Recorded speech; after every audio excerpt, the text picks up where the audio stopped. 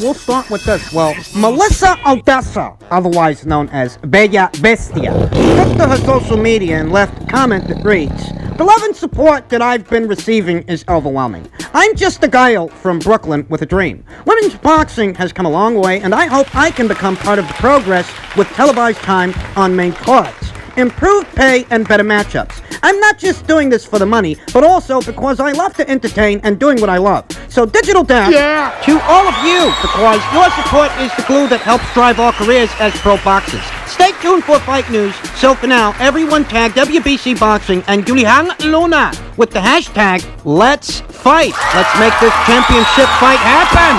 It appears that Melissa Oddessa is targeting a match with the newly crowned WBC champion of Mexico, Yildirim Luna, who unseated Bobby Juarez in a fight that I didn't actually expect Yildirim would win.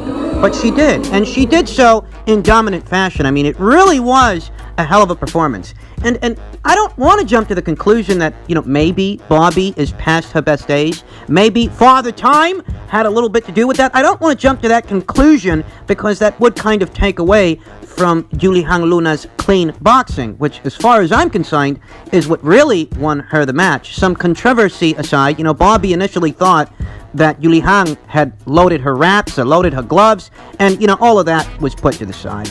Better still, I don't want to jump to conclusions as far as Bobby being past her best days, though when a fighter is as old as Bobby, early 40s, competing in the sport of boxing, that is always in the recesses of my mind. Better still, Yildirim Luna is the newly crowned WBC Bantamweight champion in the Bantamweight division. Maria Cecilia Roman is the IBF champion. Currently, Daniela Bermudez is still registered as the WBO's champion at this weight, though that could change very soon. As we previously reported, Daniela went up to Super Bantamweight and won the vacant IBF title there. So I don't know, is Daniela going to stay up there? I think she might this time around. That's not her first visit upstairs to the Super Bantamweight division. The WBA title at this weight is currently vacant. No one is in possession of it. I think that with the right guidance, maybe Melissa Oddessa could position herself to fight for that vacant WBA title, though that doesn't seem to be what she wants to do. She's targeting Yildirim Luna. She wants to challenge her for WBC title. Listen, I love Melissa Oddessa. She's a pleasure to watch in action, but I think that's a fight that she better save for the end of 2021. I think that there's more work needs doing, more professional experience to be garnered. You don't want to go rushing into a fight like that with a fighter like Yildirim Luna, who has more professional experience than Melissa, and she's a pretty good goddamn boxer herself. I think that Melissa Oddessa could do with maybe 2, maybe even 3, maybe even 4 more fights before she is so confronted with an active reigning world champion like Yildirim Luna. I want her to be ready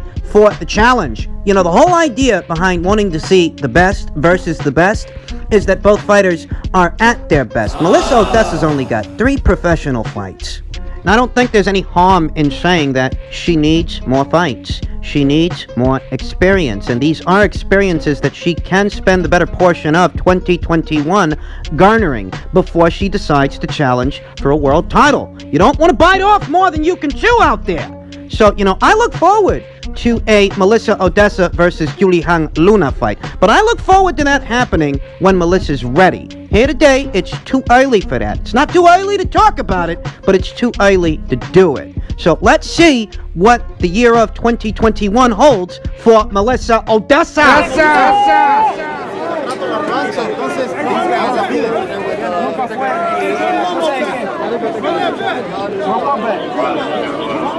See what I get to running back. If I run it back, I'm gonna take it. If I run it back, I'm gonna put the man in the stretcher. I wanna see it. Do it. Run it back. Hey, that don't run it back. It only takes 2 seconds. You run that back, that solidifies everything. Why you gotta solidify? Why you gotta do that? It solidifies everything. But why? If you run it back, it solidifies. Loma wants 2 rematches. Wow, it's just 1. He can get beat up again. But it solidifies everything. Did it put you in that realm? My man's gonna give me a rematch. Why I gotta give him after texting that ass? Talking about his shoulder. I was just running back. About his shoulder. Finish up. We gotta go. Okay. His shoulder. They don't want to leave. Get out of here. You can't beat him. I don't duck nobody. I fight everybody and anybody. Teofimo. Oh, I ain't running it back. Those were the sights and sounds post-fight after this weekend's big super middleweight contest between Canelo Alvarez and Callum Smith. And how, unified lightweight champion Teofimo Lopez was in attendance, and apparently a member of the local PD wanted to see Teofimo Lopez run it back with Vasyl Lomachenko. This officer wants to see a rematch, and Teofimo maintains his original position that he's not receptive to a rematch. Why not? I maintain my original position that I'm not going to judge Teofimo harshly for not being receptive to that rematch. Because, if the Vasyl Lomachenko people would have planned ahead and incorporated a rematch clause into the contract, they wouldn't have that problem. They wouldn't find themselves in their current predicament, their current situation. So I won't judge Teofimo harshly, although I will say that I'm not everybody, you understand? I'm a lot more level-headed than your average fight fan. Your average fight fan might be more receptive, might be more demanding of a rematch than I am. At least this local officer was. He wants to see those two guys go at it one more time to really seal the deal and put a stamp on it. I understand that, because I've seen rematches in fights that were less competitive than this fight, Look at Isaac Dogboe versus Emmanuel Navarrete. Those two guys had a rematch. And the first fight, it wasn't contentious. It wasn't controversial. In some ways, it really wasn't even all that competitive. Emmanuel Navarrete gave Isaac Dogboe a sound beating in the first fight, but there was still a second. Think about Zurdo Ramirez and Jesse Hart. Those two guys, they fought 2 times. Nobody was asking for a rematch, but we still got one. We did. The same applies to Deontay Wilder and Luis Ortiz. Those two guys fought 2 times. They did. Donna Stevenson, Andres Fanfara, Leo Santa Cruz, and Abner Mares. The list goes on of just rematches that nobody was really asking for, and they weren't even all that necessary in fights that, maybe they weren't even as competitive as Lomachenko versus Lopez. It's for this reason that even though I won't bash Teofimo for not being receptive to a rematch, I would still like to see one, that if it came on or if it was announced sometime in the near future that those two guys were going to be running it back, they were going to fight one more time, I'd be all for it. I really would.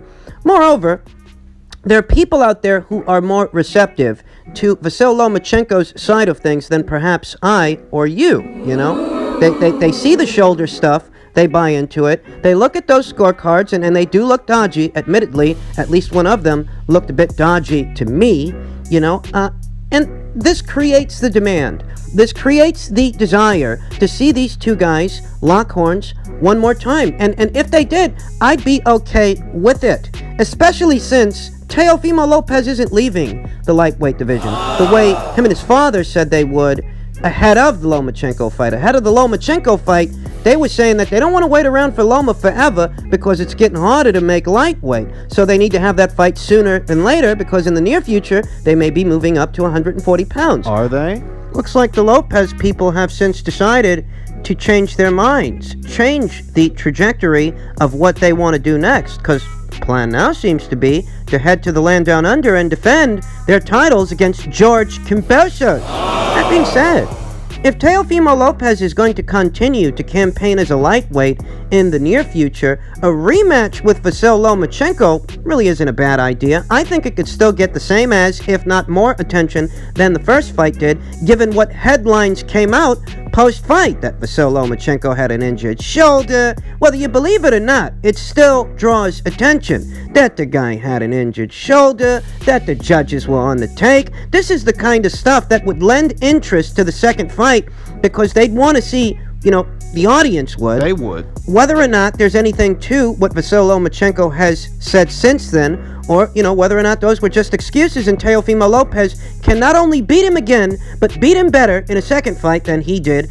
in the first. I mean, I'm receptive to a rematch. I'm not demanding it. I'm not. But I'm certainly not against it. And it's not like Teofimo's about to fight Devin Haney or Ryan Garcia or somebody else, one of those high-profile kind of fights, those kind of fights that would get Teofimo a lot of attention. I mean, it's not like he's about to fight Devin Haney or somebody like that, right? It's not like it's going from, Lomachenko, then Haney, then, Garcia, or the winner of Garcia versus Campbell, whatever. It's not like that's the succession of fights, that if you're not occupying your time with one of those guys, look, it's going to look a certain way to certain people that are out there. It's going to look like Team Lopez are making out like bandits here. That, why are you so opposed to a Lomachenko fight? What is it? You're afraid you can't beat him the second time out? You don't want to give him an opportunity to avenge the loss? What are you afraid of?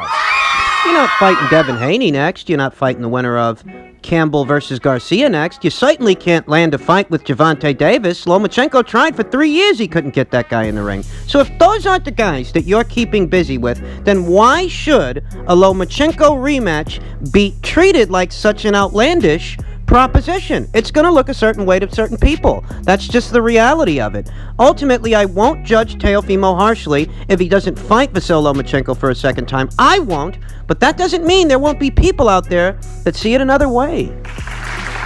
And finally, per tweet from Michael Benson, WBC President Mauricio Suleiman has informed media that Canelo told him he wants a quick turnaround to defend his super middleweight titles against WBC mandatory Avni Yildirim in early 2021. This has been touted as a potential Mexico homecoming fight for Canelo. We've talked about this potential matchup as being Canelo Alvarez's next matchup in previous videos, but only in passing. I think there are difficulties, issues associated with this fight that perhaps are not immediately visible on the surface. You tell yourself that Avni Yildirim, he's been in some situations with some guys, but for the most part, he's not a big name, he's not a marquee fighter, so he's probably jumping out of his skin, the chance of facing the likes of a Canelo Alvarez. You tell yourself that the Avni Yildirim people are likely highly receptive to this matchup. But in spite of that, there are other issues to be addressed, because Avni Yildirim is a PBC fighter. That's what he is. And who's to say that the people over there at the PBC won't use Avni and his mandatory title shot as leverage against Canelo Alvarez to force him into a situation, to get him to agree to something, a multi-fight deal, you name it. It seems to me that people over there at the PBC aren't receptive to allowing their fighters to fight with anyone else's fighters unless those fighters aren't locked into some kind of agreement, some kind of a multi-fight deal. Canelo Alvarez might find himself in such a situation forced to make a decision, because that's the story. Avni Yildirim is due a mandatory title shot with the winner of Canelo versus Smith, and now we know who the winner is. So who's to say that the PBC won't leverage that situation against Canelo to try to force him into something? A deal that caps off with a unification match against Caleb Plant, the IBF's super middleweight champion. We know what Canelo wants. We know what he's after. He wants to unify the entire division. He seems to want to become the super middleweight division's undisputed champion. In order for him to do that, he's going to need the IBF title, and it just so happens that a PBC fighter's got it. So what if they try to, maneuver Avni in such a way that Canelo is forced into a multi-fight deal, multi-fight situation that caps off with a Caleb Plant fight? Who's to say that that can't happen? Avni Yildirim, in spite of having been in, some fights with some interesting fighters, he's a pretty unheralded guy. And you have to wonder, Canelo Alvarez, for all his marquee value, it's still a tough sell. I mean, it is, It is. This is a guy who comes with a very hefty price tag for whosoever decides to stage one of his fights, now that he's a free agent. The kind of money that a Canelo Alvarez wants up front. Can he get it from Fox, Would Fox be willing to put up the kind of money that he's looking for an Avni Yildirim fight? And how would they stage it? Would they stage it as a pay-per-view? Can you do that? For a fight that's supposed to be going down in Mexico. That's the other thing, they're not talking about staging this at the Alamo Dome or something. They're talking about staging this on the other side of the border, I mean, what do you do? I don't know. There are questions, legitimate questions, that even if the Avni Yildirim people are very receptive to the fight, there are other issues left to tackle.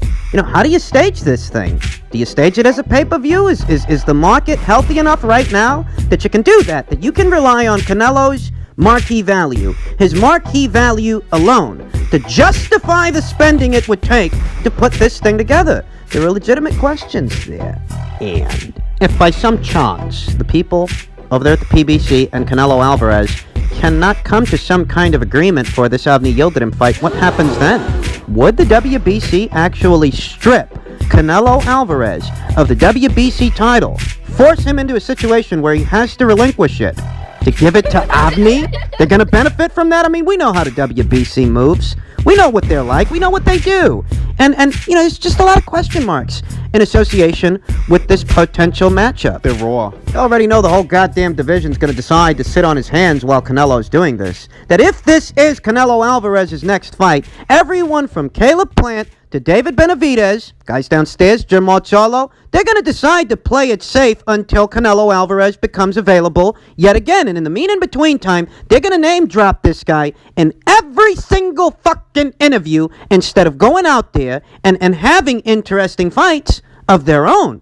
Why isn't Caleb Plant fighting David Benavidez in the in-between time? Why isn't Jamal Charlo unifying with Demetrius Andrade? It can't be the political stuff. Eddie Hearn said he's willing to send Demetrius over to their side of things for a one-off in a unification match, so it can't be that.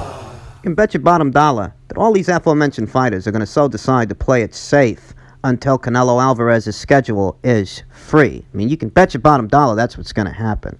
And, it's very tricky with Canelo Alvarez these days. We don't know what he's going to do next, but it is looking like he's going to fight Avni. So let's see if that's the way it happens.